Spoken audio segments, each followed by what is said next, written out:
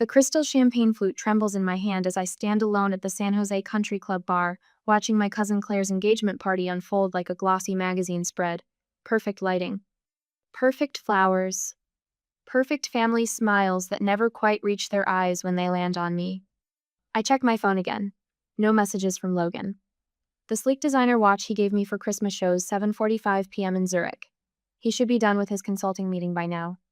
Julia, darling. My mother's voice carries that particular lilt she reserves for public performances. She's steering an older couple toward me, her pearl necklace catching the light. This is the Andersons, their new members. A practiced smile. This is Julia. She's between relationships right now. I bite back the correction. 2 years engaged to Logan, and she still pretends he doesn't exist.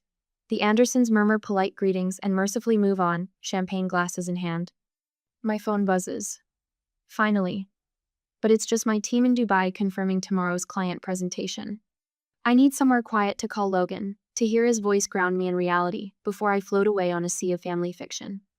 The hallway leading to the ladies' room offers blessed silence after the tinkling laughter and clinking glasses of the main room.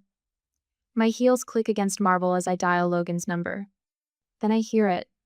Laughter floating from around the corner. My mother's voice, and Aunt Patricia's parting, sharing that particular cadence of gleeful mockery I remember from childhood. 2 years engaged to a man no one's ever met. My mother's words slur slightly. Who does that? Aunt Patricia's answering laugh sounds like breaking glass. Aviation consultant? Is that what we call flight attendants now? I've started calling him her imaginary fiancé when she can't hear. My mother again, her voice thick with amusement. Poor thing, always trying to keep up with Claire. The phone slips from my suddenly numb fingers, clattering against marble. Tears burn behind my eyes but don't fall. I won't give them that satisfaction, even if they can't see me. The memories rush in like tide water. Me at 22, standing in our kitchen as Dad's face turned that particular shade of purple reserved for major disappointments. Law school is your future, Julia. This art school nonsense is throwing your life away. Mom wringing her hands in the background. Graphic design is a lovely hobby, sweetheart, but it's not a career. The Christmas video calls after I moved to Europe. Mom's tight smile as I shared news about my growing client list. That's nice, dear, but did you hear? Claire made junior partner at her firm. My fingers find the textured wallpaper, grounding me in the present. The past is a dangerous place to linger tonight. I remember the first time I saw Logan across a crowded conference room in Zurich. The way his eyes crinkled when he smiled. How he listened intently as I presented my branding concepts for his airline client. The immediate connection that felt like coming home, even though home had never actually felt that way. The work is exceptional, he'd said afterward. Your family must be incredibly proud. I'd laughed then, a short, sharp sound. They think I'm playing at having a career while looking for a husband. His hand had covered mine, warm and steady. Then they don't know you at all. The memory of calling Mom to share our engagement still stings. The long silence before her careful response. Is this real, Julia? Or are you just trying to keep up with Claire? Logan's words that night echo in my head. They'll understand someday. Build your life first. I straighten my spine, check my reflection in a gilt-framed mirror. My green silk dress falls perfectly, chosen to project success without trying too hard. The diamond on my left hand catches the light, solid and real as the man who gave it to me. Julia, Claire's voice carries down the hallway. We need you for the family toast. I smooth my dress, touch up my lipstick. Perfect the mask I've worn at every family gathering since I was old enough to understand that being myself wasn't enough. My phone buzzes again. A text from Logan. Finished early, missing you. Something shifts inside my chest, like tectonic plates realigning. I've spent my whole life trying to prove myself worthy of this family's approval. Tonight, I finally understand their approval was never the prize I thought it was. My fingers fly across the phone screen. Now, please come now. Claire appears at the end of the hallway, radiant in white. There you are. Mom wants you to say a few words. I slip my phone into my clutch, straighten my shoulders. Of course she does.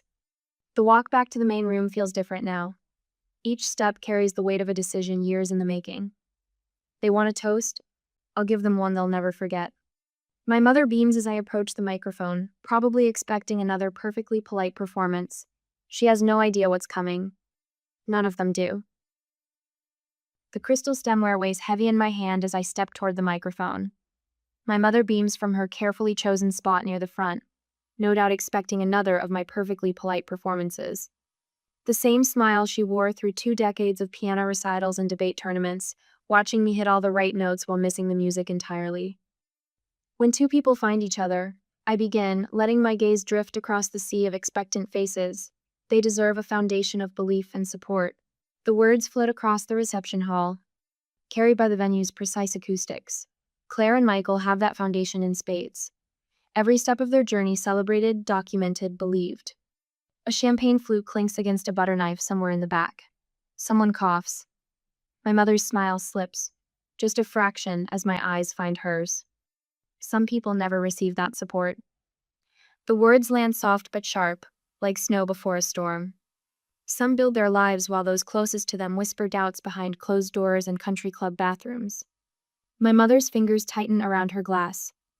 Aunt Patricia shifts in her chair, that particular rustle of silk that always accompanied her judgments.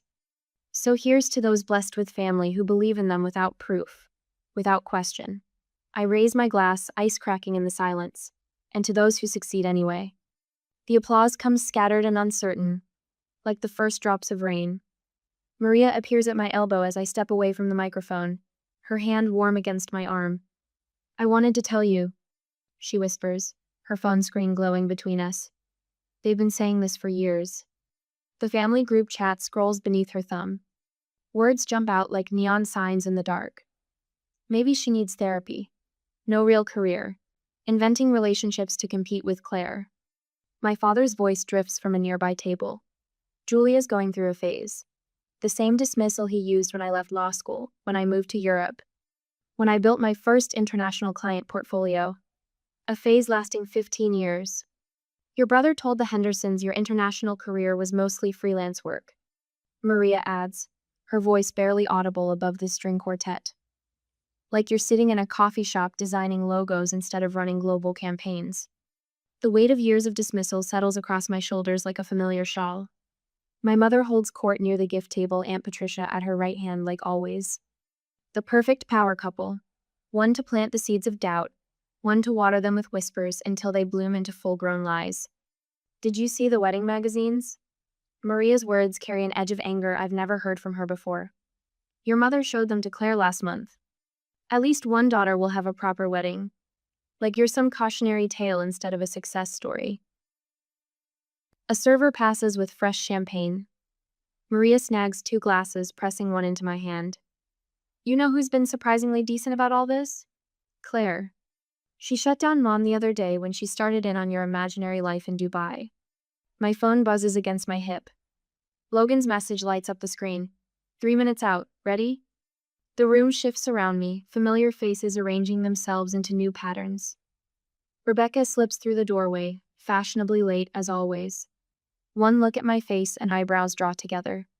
She knows me well enough to read the storm brewing behind my careful smile. She'll leave early like always, my mother's voice carries from behind a massive flower arrangement.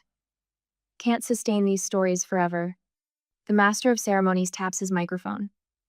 Ladies and gentlemen, we'll be concluding our toast before dinner service begins. My Dubai team's presentation deck flashes through my mind, the one my family dismissed as playing at business last Christmas. The one that just landed us a contract worth more than my father's annual partner draw. The marble floor clicks beneath my heels as I cross to where my mother stands, still holding court over her circle of friends. For once, I don't curve my spine to make myself smaller in her presence. I've never lied to you about my life, I say, my voice steady as a heartbeat. Not once, remember that. Something flickers behind her eyes, discomfort, maybe even fear, before the practiced smile slides back into place. Of course, darling, we've always supported your creative endeavors. The first throb of helicopter blades cuts through the evening air. My mother's head snaps up, recognition dawning in her eyes as they meet mine. She knows that sound, has bragged often enough about my father's clients arriving for dinner parties in their private choppers. But this time, the sound carries a different message. Sometimes the truth doesn't whisper. Sometimes it roars. Have you ever been subjected to years of doubt by those who should believe in you most? What evidence would it take to change their minds? For Julia's family, it was about to land on their perfectly manicured lawn. The whir of helicopter blades slices through evening conversation. Champagne flutes pause midway to lips. In the garden, strings of fairy lights tremble. Someone must be lost. My mother's voice carries that familiar note of forced calm. She shoots a pointed look at the club manager hovering near the terrace doors. I'll check with traffic control. My father pulls out his phone, already shifting into problem-solving mode. The larger venue down the road sometimes gets helicopter arrivals. Aunt Patricia's laugh rings hollow across the room. Claire, darling, did you arrange a surprise for your engagement party? Claire shakes her head, confusion plain on her face. I take a slow sip of champagne, letting the bubbles dance on my tongue. The moment I've orchestrated unfolds exactly as planned, yet my hands tremble slightly as I set down my glass. The club doesn't allow unauthorized landings. My mother announces to anyone within earshot. She smooths her silk dress, a gesture I recognize from childhood, her tell when things spin beyond her control. The sound grows louder, conversations stutter and stop. Silver-haired men in blazers drift toward the floor-to-ceiling windows. Women in designer dresses exchange glances, their jewelry catching the light as they crane their necks. I move toward the terrace doors. Each step feels weightless, like I'm floating through a dream I've rehearsed 1,000 times. The garden lights illuminate my path, casting my shadow long across the marble floor. My mother's fingers close around my wrist. Julia, where are you going? I turn to face her, gentle but immovable, to greet my fiancé. Her fingers slip away. In her eyes, I catch the first flicker of understanding and fear. The helicopter appears over the tree line, sleek and black against the purple dusk. Its landing lights sweep across manicured lawns and sculpted topiaries. Julia. My mother's voice has lost its performance polish. This disruption is unnecessary. I don't respond. The time for words passed long ago, somewhere between imaginary fiancé and tonight's whispered mockery. Instead, I push open the terrace doors and step into the evening air. Behind me, the party has gone silent. Even the string quartet has stopped playing. I stand framed in the doorway, my green silk dress moving in the artificial wind. The moment stretches like pulled taffy, sweet with anticipation. The helicopter touches down with professional precision. The rotors slow, their rhythm fading to a whisper. When the door opens, Logan emerges like an actor hitting his mark. My breath catches. He looks exactly as I'd imagined in his charcoal suit, hair slightly windswept, every inch the successful aviation consultant. His long strides eat up the distance between us, confident and unhurried. Sorry I'm late, darling. His voice carries across the hushed garden. He bends to kiss my forehead, his hands settling at my waist with familiar warmth. Did I miss your toast? A collective gasp ripples through the crowd. I hear crystal shatter someone's grip on their champagne flute, failing spectacularly. Logan turns toward the party, his smile genuine as he spots Claire and her fiancé. Claire, Thomas, congratulations. He reaches into his jacket and produces an envelope. A small engagement gift. First-class upgrades for your honeymoon. The Maldives, right? Claire's face lights up with real pleasure. Unlike my mother, my cousin never participated in the whispered doubts. Logan, you shouldn't have. Thank you. My friend Rebecca catches my eye from across the room, her knowing smile a balm for my racing heart. She raises her glass in a silent toast. Logan guides me back inside, his hand steady at the small of my back. We move through the crowd like water through a stream, people parting before us. My father steps forward, his face a complex map of embarrassment and calculation. Mr. Bennett. Logan extends his hand. It's wonderful to finally meet you. Julia speaks of her childhood with such fondness. My father's handshake is automatic. Years of corporate training taking over. Aviation consulting, you said? Which markets? Primarily Europe and Asia. Logan's voice carries the precise mix of authority and ease that commands boardrooms. We're expanding our presence in the Middle East. Actually, that's what delayed me to need a conference call with our Dubai team ran long. My mother hovers at the edges of the conversation, her fingers twisting her pearl necklace. Aunt Patricia has retreated to a far corner, suddenly fascinated by her phone. Other relatives drift closer, Their earlier dismissal transformed into hungry curiosity. Julia. My mother's voice cracked slightly. We should have. Should have believed me? The words slip out, soft as silk, sharp as steel. Yes, you should have. Logan's hand squeezes mine, grounding me in the present. Around us, phones appear in manicured hands. I know what they're searching for: Logan's consulting firm, my international clients, the life they dismissed as fantasy. The Almahara group was particularly impressed with Julia's branding work. Logan mentions casually to my father. The contract value alone. My mother's sharp intake of breath cuts through his words. On her phone screen, I glimpse the headline: Bennett Global Branding secures historic Middle East deal. You never mentioned, she begins. I did. My voice remains steady. Every Christmas call, every birthday, you change the subject to Claire's law firm promotions. The string quartet starts playing again, but the party's rhythm has fundamentally shifted. Years of dismissal crash against the concrete reality of Logan's helicopter. My success, our life. The impact leaves my family scrambling to rewrite history.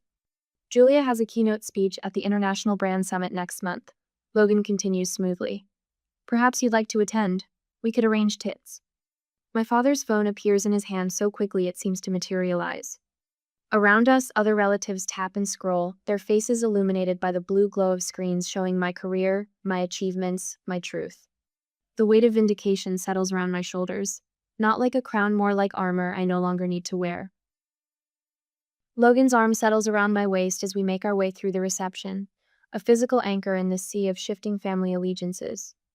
The helicopter sitting visible through the floor-to-ceiling windows serves as a constant reminder of everything they refuse to believe. Tell them about the Singapore airline campaign, darling.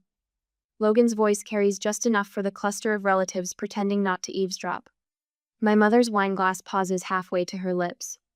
The rebrand launched last month, I say, letting my voice fill with the quiet pride I've spent years suppressing. Full fleet livery redesign, lounge concepts for 13 international hubs, complete digital overhaul. Aunt Patricia's fingers tighten around her champagne stem. She spent the last hour trying to insert herself into conversations, suddenly remembering supportive comments she never made. I always told Diane you had an eye for design, didn't I, sister? My mother nods too quickly, pearls bobbing at her throat. Julia mentioned the Dubai project weeks ago. Very exciting. The lie hangs in the air between us. I haven't spoken to her in months, not since the Christmas call that ended with her suggesting I see a therapist about my need to exaggerate. Logan's thumb traces small circles against my hip, grounding me. The Almahara presentation is next week, actually. First time they've consolidated their luxury brands under one visual identity. My father materializes at my elbow, all forced business interest. Aviation consulting must be fascinating. The regulatory frameworks alone. Speaking of frameworks, my brother Tom cuts in. I always knew you'd make it big, sis. Remember when I helped you with that school project? A laugh bubbles up before I can stop it. You mean when you told me graphic design was for people who couldn't handle real jobs? The silence stretches just long enough to be uncomfortable. Claire's future mother-in-law raises a perfectly sculpted eyebrow. I thought you said Julia was struggling with her career? Maria, bless her, doesn't miss a beat. Funny how memories change when a helicopter lands, isn't it? My mother smooths invisible wrinkles from her silk dress. We always encouraged Julia's independence. Actually, I say softly, you called it running away from responsibility. The words land like pebbles in still water, ripples of discomfort spreading through the gathered family. Rebecca appears at my side, champagne flute extended like a shield. Remember that first client meeting in Paris? Julia stayed up 3 nights straight redoing the entire presentation because the brief changed last minute. You always knew exactly what you wanted, Claire adds, surprising me with her sincerity. A small cluster of younger cousins edges closer, eyes bright with something that looks like hope. Julia, darling. My mother's voice has taken on that particular tone she uses when orchestrating photo opportunities. We should get some pictures for the family album while everyone's here. Wonderful idea, my father chimes in. And you must let us know when you're in Europe next. We'd love to visit. Tom slides a business card from his wallet. We should grab coffee, talk about some international opportunities. The firm's looking to expand. I smile, precise as a scalpel. We'll see what the schedule allows. Logan steers us toward the terrace, reading my need for air. The night wraps around us like cool silk, city lights glittering below. Through the glass, I watch my mother's face crumple slightly when she thinks no one's looking. But Christmas is for family, she says later, cornering me by the dessert table. You always come home for Christmas. The words settle in my chest, familiar weight of obligation warring with the life I've built. I have made my home elsewhere. My father stands frozen by the bar, Manhattan untouched, as the reality of our new dynamic sinks in. I am no longer the daughter desperately seeking approval. I am a woman who arrived by helicopter to say, your approval stopped mattering. Aunt Patricia's voice drifts from behind a flower arrangement, still showing off after all these years. Logan's hand finds mine, fingers intertwining. The diamond on my left hand catches the light, solid and real as the man beside me, as the career I've built, as the truth they spent years denying. The helicopter sits dark and elegant on the lawn outside, a period at the end of a very long sentence. But it isn't the final punctuation mark in this story. Not yet. I squeeze Logan's hand, thinking of the invitation I'll send tomorrow. Dubai in winter is lovely, after all, and some truths need to be seen in the full light of day. They cannot hurt me again. With these thoughts, we greeted everyone and went to the hotel. Tomorrow is a big day. The next day, after the reception, the phone vibrates against the hotel nightstand at 10 a.m. My mother's name flashes across the screen, accompanied by her carefully curated profile photo from last Christmas. Julia, sweetheart. Her voice carries that particular wobble that appears whenever she wants something. I've been thinking about what happened at the reception. We should reconnect as a family. I let the silence stretch, watching Logan's reflection in the floor-to-ceiling windows as he moves around our suite, preparing for another consulting call. Mom, I have meetings all morning. Of course you do. The wobble transforms into something sharper. Your father wants to discuss some investment opportunities for your business. She pauses. The family business could use an international presence. My phone buzzes with incoming texts. Dad, suggesting coffee to talk about your future. My brother Mike, suddenly interested in expanding our horizons globally. Even Aunt Patricia has posted on Facebook, featuring a photo from Claire's engagement party, with the caption, so proud of my successful niece Julia. Family first, global business. Logan catches my eye in the reflection, raising an eyebrow. I shake my head, lips curving into a smile that holds more satisfaction than amusement. The country club membership committee meets next month, Mom continues, voice brightening. Your father could nominate you now that you're established. The word hangs between us like a poisoned apple. Established. As if my success only became real when it arrived in a helicopter. The lake house is lovely in autumn, she adds. We could update the family Christmas card. You and Logan would look wonderful on the dock. I trace my finger along the window, watching the morning sun strike the glass towers of Dubai's financial district. That's generous, Mom. Well, family is family. Her voice softens. We can put all this unpleasantness behind us. All this unpleasantness, I repeat, letting each word fall like a stone. You mean the years you spent telling everyone I was lying about my life? Julia, really? We were just concerned. Logan sets a cup of Earl Grey on the desk beside me, his hand resting briefly on my shoulder. The warmth of his palm grounds me as the realization crystallizes. They're not sorry they didn't believe me, I say after ending the call. They're sorry they can't use me. Logan leans against the desk, arms crossed. What do you want to do about it? I open my laptop, fingers hovering over the keyboard. The words flow with unexpected ease. I'd like to invite you to Dubai next month. Let me show you what I've built. 3 weeks later, I watch my parents scan the arrivals terminal, their expectations visible in their designer luggage and travel outfits. Mom's face falls slightly when she spots our waiting car. Not a luxury sedan, but a modest electric vehicle. The hotel is lovely, she manages later, as Logan guides them through the understated lobby of the Four Seasons. No gilded excess, no ostentation, just quiet, impeccable taste. We thought you'd be comfortable here, I say, watching them search for the flash and glitter they'd imagined. Dubai isn't all about spectacle. The next morning, I lead them through the glass doors of Bennett Global Branding.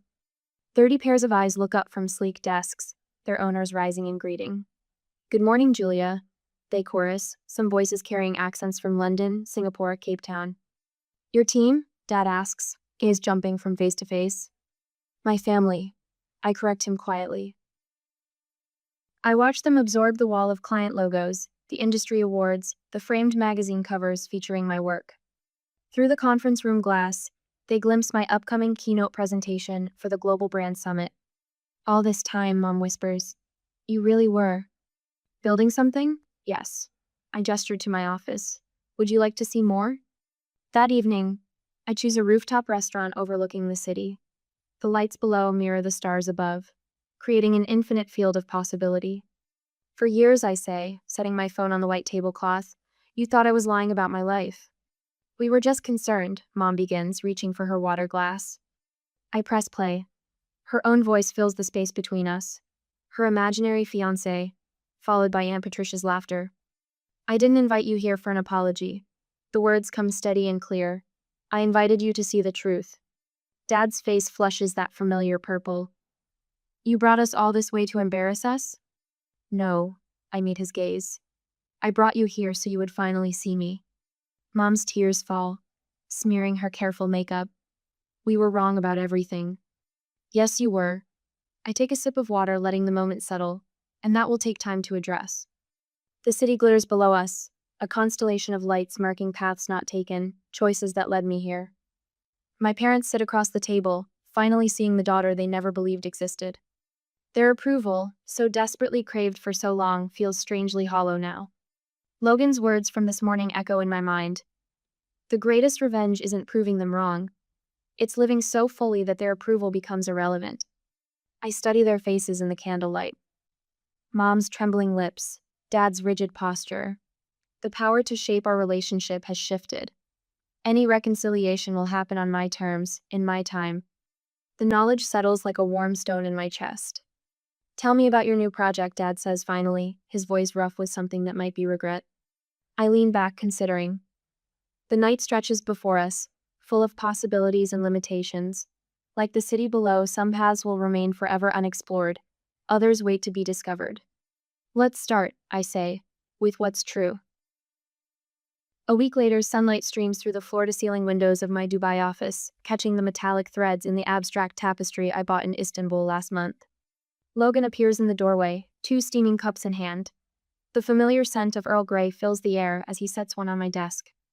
Your 9 o'clock is ready in the conference room, he says, leaning down to kiss my temple. The design mentee from Paris? I nod, taking a sip of perfectly brewed tea. Reminds me of myself at 23. Brilliant portfolio, family who thinks graphic design is just pretty pictures on a computer. The young woman's face fills my laptop screen moments later, bright-eyed and nervous. Her portfolio spreads across my second monitor, clean lines, bold color choices, the raw talent I recognized immediately. Emma, tell me about the restaurant campaign concept. My voice carries the warmth I wished for at her age. The one your professor called too modern. She straightens, hands fluttering. My father said the same thing, that no traditional French restaurant would ever. Show me anyway. Her concept unfolds across the screen. Contemporary yet elegant, perfectly balanced between innovation and timeless appeal. My mind flashes to a portfolio review 12 years ago. My mother's pinched expression at my waste of a legal education. They're wrong. I tell Emma, watching hope bloom across her face. You understand something they don't. Tradition evolves. Book another session next week. We'll develop this further. After the call ends, I stand at the window, watching sunlight glint off the Burj Khalifa. My team fills the open office beyond my door, their quiet energy humming through the space. Voices rise and fall in English, Arabic, French, Mandarin, a symphony of creativity I built from scratch. My phone buzzes. An email from my mother. The subject line stops my breath. Family reunion, your terms. Dear Julia, the lake house is lovely in October. Logan mentioned you might have business in New York that month. No pressure, just know you're both welcome whenever you choose. Love. Mom. No guilt trip, no manipulation, no desperate need to prove her maternal devotion to the country club crowd. Logan's arms slip around my waist from behind. Board meeting done early, what's got you smiling? I show him the email. Mom's learning. Finally. Going? Maybe. I lean back against him. On our terms. 6 weeks later, autumn sunlight dapples the lake house deck. Logan's hand rests warm against my lower back as we climb the familiar steps. No knot in my stomach. No mask of perfect daughter sliding into place. The door opens before we reach it. Mom's eyes meet mine, clear and uncertain. Julia, Logan, thank you for coming. Inside, fall-scented candles flicker on the mantel. Dad looks up from his paper, reading glasses perched on his nose. Just read about your team's award. The Hong Kong campaign? Singapore, I correct gently. But yes, the Asian market expansion exceeded projections. No dismissal. No comparison to my cousin's law firm partnership. Just my father's small nod, the beginning of understanding in his eyes. Monthly video calls followed. Awkward at first, like learning a new language. Dad asking about projects, actually listening to the answers. Mom sending articles about female entrepreneurs in the Gulf states, her handwritten notes in the margins showing she'd really read them. Aunt Patricia's absence speaks volumes. Some bridges burn for a reason. The Santorini wedding photos arrive in December. Small, intimate, perfect. Claire beside me in a sage green bridesmaid's dress, our childhood competition dissolved into genuine friendship. My parents in the background, respecting the boundaries of their new role. Rebecca's champagne toast still echoes, to believing in yourself when no one else would. Spring finds me in a Dubai conference hall, addressing a room of young designers. Many of their stories mirror my own. Families who mistake different for wrong, dreams dismissed as phases to outgrow. The helicopter story spread. I tell them, watching recognition spark. But that moment wasn't about proving anyone wrong. It was about finally being right with myself. A young woman approaches afterward, portfolio clutched to her chest. My family thinks I'm wasting my accounting degree. They don't believe I can make it in design. I see myself in her tight shoulders, her defensive grip on her work. Show me what they don't see. Mom visits the office in May. She pauses before the framed photo of Logan's helicopter landing, backlit against the country club's manicured lawn. I was so embarrassed that day. Her voice catches. Now I understand it was necessary. It wasn't about embarrassing you. I meet her eyes in the glass reflection. It was about finally being seen. I see you now. She touches the frame gently. I'm sorry it took so long. I needed you to see me then. The truth settles, peaceful as sunset over the Arabian Gulf. I don't need it anymore. Later that night, Logan and I stand on our balcony, the city lights jeweling the darkness below. Plans for the New York office expansion spread across the patio table between us. We could take the apartment in Manhattan, I muse. Be closer to family if we want. If we want. Logan's smile holds a decade of understanding. Your choice, your terms. I watch a plane's lights trace across the star-studded sky, remembering a young woman who once thought proving her worth would fix everything. The greatest revenge isn't proving them wrong. My fingers lace through Logan's. It's living so fully that their approval becomes irrelevant. The night breeze carries the scent of jasmine from the garden below. Somewhere in Paris, Emma works on her restaurant campaign. In Dubai, my team prepares tomorrow's client presentation. In a lake house in America, my mother learns to see her daughter clearly. All of us evolving, one truth at a time,